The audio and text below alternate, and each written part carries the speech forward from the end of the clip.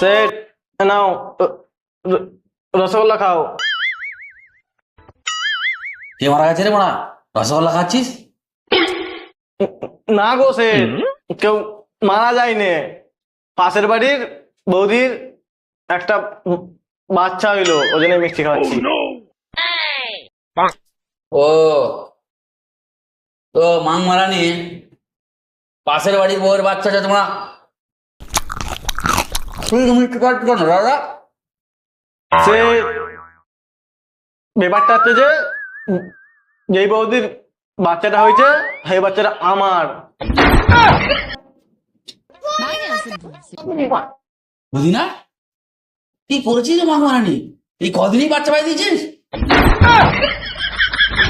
সে কি আর বলবো তোমাকে, হালকা করে 10-20 বার হয়েছে আর কি।